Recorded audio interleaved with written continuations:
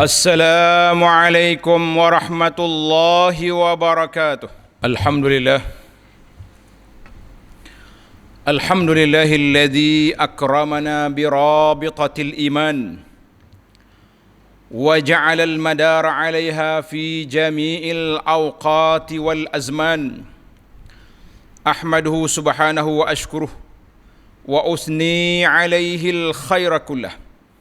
Asyhadu an la ilaha illallah wahdahu la syarika lah wa asyhadu anna sayyidana wa habibana Muhammadan abdullahi wa rasuluh al-mab'usu bir-risalati ila as-saqalainil insi wal jin. Allahumma salli wa sallim wa barik ala abdika wa rasulika Muhammad wa ala alihi wa sahbihi wa man sar ala nahjihi wahtada bihadihi wastanna bisunnati ila yaumiddin, amma ba'd. Fa ya ibadallah, usikum wa nafsi bitaqwallahi azza wa jalla, fahiya as-sa'adatul mubtaghah wa hiya sabab kulli fawzin wa izzatin wa nusratin fid dunya wa fil akhirah. Wahai hamba-hamba Allah, bertakwalah kepada Allah azza wa jalla dengan sebenar-benarnya.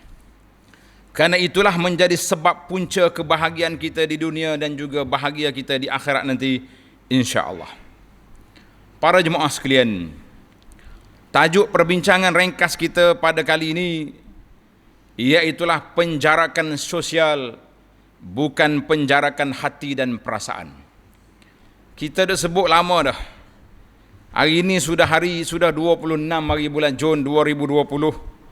Bermakna sudah lebih 3 bulan kita dalam sistem penjarakan sosial, ataupun dalam bahasa orang putih social distancing. Namun begitu, apabila kita kaji, dia panggil norma baru penjarakan sosial. Bila kita tengok kepada perbahasan para ahli-ahli fikir tentang bahasa, yang sebenarnya kita menjarakkan sosial ataupun menjarakkan body fizikal. Sepatutnya penjarakan itu makna kita jarak, tidak duduk dekat dengan sesama kita yang dikhawatiri adanya penyakit-penyakit yang boleh berjangkit. Tetapi kalau kata penjarakan sosial, maknanya kita jauh daripada masyarakat, makna kita hidup bersendirian. Sedangkan kita tidak perlu bersendirian. Kita hanya tak boleh bersentuh dengan orang ataupun berkumpul beramai-ramai. Maka penjarakan sosial itu, para jemaah sekalian, perlu kepada kita tafsir dengan cara yang baik, iaitulah menjarakkan diri supaya tidak berkumpul beramai-ramai dan tidak duduk dekat-dekat. Ahli-ahli kesihatan kata lebih kurang 1 meter. Itu yang dikatakan penjarakan sosial ataupun penjarakan fizikal. Maka saya pilih untuk menghuraikan apakah tip penjarakan fizikal ataupun sosial itu dalam suasana PKPP yang kita ada hari ini, ataupun daripada PKP yang pertama dulu sehinggalah saat ini, kita mengatakan ada beberapa tip yang perlu kita hayati supaya penjarakan sosial, penjarakan jarak fizikal kita ini tidak menjarakkan hati kita dan menjarakkan perasaan. Tip yang pertama, para jemaah sekalian, tip al-ukhuwah fillah. Allah SWT sebut dalam surah Al-Hujurat, A'udzu billahi minasyaitonir rajim, innamal mu'minuna ikhwah fa aslihu baina akhawaykum. Innamal mu'minuna ikhwatun. Sesungguhnya orang yang beriman itu bersaudara. Kita ni orang beriman bersaudara, artinya kita mesti letakkan ukhuwah kita sama-sama kita. Sama ada dia ni keluarga ataupun tidak, maka para ulama telah meletakkan perbezaan di antara ukhuwah dengan silaturrahim. Kalau kata silaturrahim, maka itu anak beranak kita yang ada hubungan pertalian rahim dengan kita, maka nama dia silaturrahim. Kalau kita kata ukhuwah, semua orang ni, innamal mu'minuna ikhwatun, semua orang beriman itu bersaudara. Tak kira bangsa, tak kira keturunan, tak kira pangkat darjat, kita kata kita ni bersaudara. Maka di saat kita jauh dari sudut fizikalnya, tetapi jangan jauh dari sudut persaudaraan. Ini yang kita bimbang hari ini. Kadang-kadang kita duduk dekat, rumah sebelah menyebelah, masjid masuk pintu yang sama, kedai kopi pintu yang sama, tapi oleh kerana kita jauh, hati jauh, maka dia tidak bersentuhan dari sudut perasaan, maka jadilah kita manusia yang jauh. Sedangkan Allah Subhanahu Wa Taala telah mengajar kepada kita, innamal mu'minuna ikhwatun, semua orang beriman itu bersaudara. Maka jangan kita, dalam hadis Nabi kita sallallahu larang, la tahasadu wala tabaghadu wala tadabaru, jangan kamu ada sifat hasad, dengki, jangan kita berpaling belakang bila bertemu. Bermakna kita kena letak penjarakan body, tidak menjarakkan ukhuwah sesama kita. Bermakna ukhuwah al-Islamiyah itu ukhuwah yang sangat mantap di sama-sama kita umat Islam. Itu yang pertama. Yang kedua, PKP telah menyebabkan al-idu bila ijtima' wala ziarah. Kita berhari raya tahun ini tidak ada perkumpulan besar dan tidak ada ziarah menziarahi. Kalau tidak nak puasa 6 pun agak sukar. Ini pun saya bimbang juga. Di saat PKP, kalau ada lagi orang tak lepas puasa 6 hari pada bulan Syawal yang lepas, kita kata inna lillah wa inna ilaihi raji'un. Sudah layak untuk kita talqinkan dia. Sebab apa? Di saat rumah terbuka tidak ada, yang adanya rumah tertutup, kamu masih lagi tidak sempat 6 hari Syawal, itu layak dengan dia kita pergi ucap takziah, bukan pergi ucap tahniah. Para jemaah sekalian, bila kita, walaupun kita tak dapat nak pergi ziarah saudara-saudara kita, anak-beranak kita, bahkan ada di kalangan sahabat-sahabat kita yang berhari raya di bandar, tak sempat balik. PKP telah menghalang rentas daerah, rentas negeri, kan? Ada yang duduk di kawasan di Semenanjung dan sebagainya, di Malaysia, Sabah, Sarawak, lagi jauh, yang luar negara apa lagi cerita. Maka kita teringat kepada sebuah hadis Nabi sallallahu alaihi wasallam yang dikeluarkan oleh Imam Muslim, iaitulah seorang laki-laki yang nak merentas kampung. Daripada kampung ni dia nak pergi kampung seberang. Tujuan dia kerana nak menziarahi saudara dia kerana Allah. Tuan-tuan bayangkan, besarnya dia punya kelebihan sehingga Allah hantar malaikat tunggu dia di tengah jalan. Malaikat tanya, ila aina? Nak pergi mana? Dia kata, uridu, aku nak pergi ziarah saudara aku di kampung seberang. Ini dia panggil merentas kampung, merentas daerah. Masa tu ada PKP ke? Malaikat tunggu. Malaikat ni tanya dia, nak pergi mana? Malaikat tanya, kenapa nak ziarah dia? Ada apa? Oh, dia kata, tak ada apa-apa. Uhibbuhu fillah, aku sayang dia kerana Allah semata-mata. Malaikat kata apa? Aku ni bukan manusia. Fa inni rasulullah ilaik. Aku ni malaikat Allah hantar mari kamu, nak beritahu kepada kamu bi annallaha qad ahabbaka kama ahbabtahu fi. Allah Taala sayang kepadamu kerana mu sayang kepada saudara kamu dengan kerana Allah Azza wa Jalla. Maka para jemaah sekalian, kita nak pergi tak boleh, nak ziarah tak boleh. Dari sudut fizikal sudah berjarak jauh, tetapi dari sudut hati dan perasaan kita dekat ke jauh? Jawabnya masih dekat. Kita boleh lagi telefon dengan alat-alat moden yang ada hari ini, bermakna kita masih lagi boleh beristimak, video call, apa benda, macam-macam alat yang kita ada ini. Para guru, pening kepala duk main online kelas ni, duk cari alat ni ke alat ni, dan macam-macam cerita. Kita kata hujah nak boleh pergi tak boleh, tetapi waktu tak boleh balik, waktu kita tak boleh ziarah mak kita, tak boleh ziarah adik-beradik kita, keluarga kita, apakah perasaan kita pada saat itu? Ini kita muhasabah. Kalau sekadar nak balik, nak berselfie dengan keluarga, nak tunjuk kek besar, nak tunjuk kuih banyak, kita kata tak apalah, tak balik. Tapi kalau kita sedih tak boleh berkumpul kerana Allah Azza wa Jalla, kata Nabi sallallahu alaihi wasallam, siapa dia berniat untuk mati syahid, bisidqin niyyah, dia niat dengan benar-benar niat, tapi dia mati di atas tilam di rumah dia, Allah Taala akan tulis kepada dia manazilash syuhada wa in mata ala firashi, diberi kepadanya pahala mati syahid walaupun dia mati di atas tilam di rumah dia.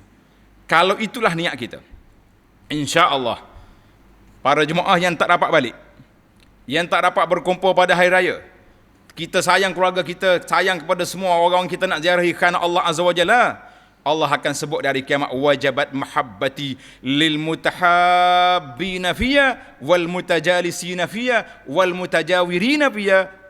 Allah kata, aku akan beri kasihku, sayangku kepada hamba Allah Ta'ala yang berkasih sayang kerana-Ku dan ziarah menziarahi kerana-Ku. Kita mengatakan niat kita menyampaikan hajat kita, dan insya-Allah di akhirat tuan-tuan tidak akan rugi.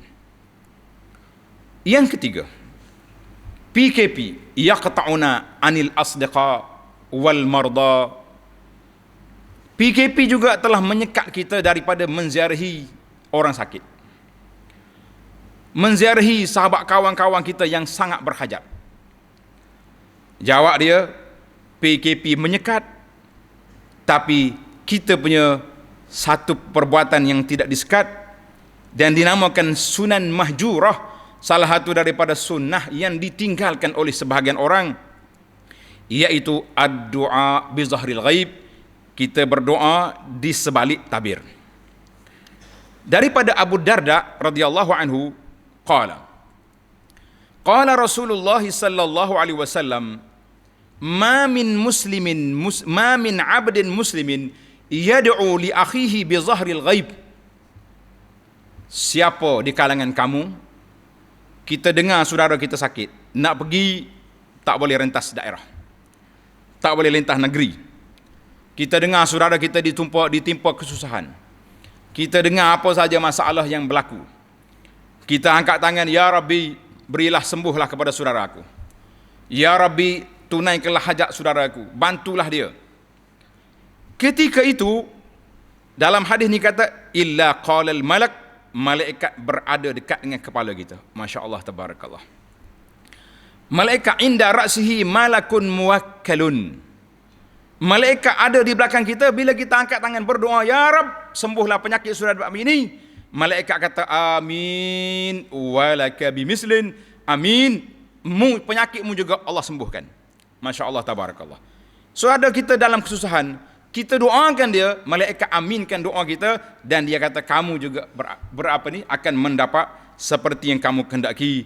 Inilah gambaran yang begitu besar di dalam Islam. Perasaan tidak boleh diputus, penjarakan perasaan tidak ada, tetapi sebagaimana kata di para ulama, Al-Imam Nawawi rahimahullah kata, wa kana ba'dus salaf, ada di kalangan ulama salafus salih, bila dia nak berdoa untuk diri dia, dia doa kepada orang lain supaya malaikat aminkan untuk dia bersama dengan doa dia untuk sahabat-sahabat dia. Masya Allah, tabarakallah. Maka isu yang ketiga ini isu yang agak berat, sebab saya nampak di zaman Facebook ini ramai orang berdoa, semuanya nak tayang doa belaka. Begini angkat tangan, kami sudah berdoa kepada saudara, mudah-mudahan Allah Ta'ala sembuhkan. Lesh, kenapa tidak beramal?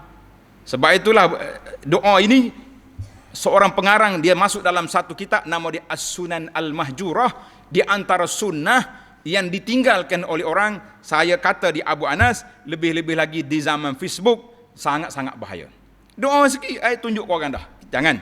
Kita biarkan malaikat mengaminkan doa kita. Biarlah malaikat yang sampaikan hajat kita. Tak payah kita beritahu kepada kawan-kawan ataupun orang yang kita doakan mereka. Yang keempat, ada orang sedih tak boleh ziarah kubur pada hari raya. Ana dah bincang tajuk ni panjang dalam siri-siri yang lalu. Kita mengatakan tidak ada dalil bahawa hari raya itu hari pergi ziarah kubur. Kita boleh ziarah kubur bila-bila masa kita ada kelapangan, kita ada peluang, boleh pergi ziarah kubur, tidak ada masalah. Tetapi fizikal kita, social distancing tak benarkan kita pergi kubur, bukan bermakna kita tidak boleh berdoa kepada ibu bapa kita. Dalam Al-Quran Allah Ta'ala ajar banyak, Rabbighfirli wali walidayya. Saya ingat doa ni para jemaah sudah ingat. Coba hafal balik. Rabbighfirli wali walidayya. Ingat ke ayah kita, mak ayah kita? Rabbighfirli wali walidayya, ya Allah ampunkan dosa aku dan dua ibu bapa. Kata Nabi SAW, Inna Allah Azza wa Jalla yarfa'u darajata lil 'abdi salih fil jannah. Orang yang soleh masuk dalam syurga esok, tapi amalan dia tak banyak, aset dia tak besar. Tiba-tiba dia duduk dalam darjat yang tinggi. Terkejut dia. Dia pun tanya malaikat, kenapa saya duduk darjat tinggi? Saya dulu pergi masjid ujung-ujung duduk. Orang solat sunat kita duduk buat tangga aja. Contoh ni, bukan sindir tuan-tuan. Tetapi kenapa darjat tinggi? Dia tanya. Qala, kata dia, mereka bistighfari waladika laka, dengan sebab anak kamu pagi petang siang malam, rabbighfirli wali walidayya, ya Allah ampunkan dosaku, dua ibu bapa aku. Tuan-tuan sayang kepada ibu bapa, tak payah diswastakan doa, tak payah minta orang tu minta ni, kita berdoa kepada Allah. Kalau kita tak boleh pergi kubur pun tidak menjadi masalah. Kalau boleh pergi, kita pergi ziarah. Timbul lagi soalan, saya dua ni sibuk, kalau pergi kubur jangan cabut rumput di atas kubur. Memang ada dalam kitab fiqh yang menyebut tentang tak boleh kita cabut rumput di atas kubur, sebab rumput itu bertasbih kepada si mati. Jadi alhamdulillah dalam kajian yang telah anda buat, dalam fiqh Syafi'i kata demikian, di dalam fiqh mazhab Hanafi kata tidak haram, itu perbuatan itu makruh, sebab kita telah merugikan si mati, rumput tak berzikir. Anda duk mikir, kalau kita semua berpegang dengan mazhab rumput, doa kepada ayah kita, tanam banyak rumput atas kubur, anak dia relax kat rumah. Tak. Alhamdulillah di dalam kajian kita, ulama-ulama mazhab Maliki, contohnya At-Tartusi, Al-Qadhi Iyad, mereka mengatakan sandaran kepada masalah ini kepada hadis Nabi kita sallallahu alaihi wasallam letak pelepah tamar di atas dua kubur dua orang yang diazab. Dalam kitab Sahih Muslim, Nabi kata apa? Aku mengharapkan bi syafaati. Jelas. Aku mengharapkan dengan syafaat aku, Allah Ta'ala ringankan dua orang yang sedang diazab ini. Maka kata di para ulama, itu khas untuk Nabi SAW. Jadi kalau ada juga ulama lain kata umum, tapi kita kena fikir. Mereka kata selagi rumput itu hijau. Kalau rumput itu mati, dia tak bertasbih. Kita kata bila pula ada perbezaan rumput hijau, rumput mati, kan? Kalau di negara Malaysia ni, rumput naik cepat. Kalau kita tak cabut, panjang.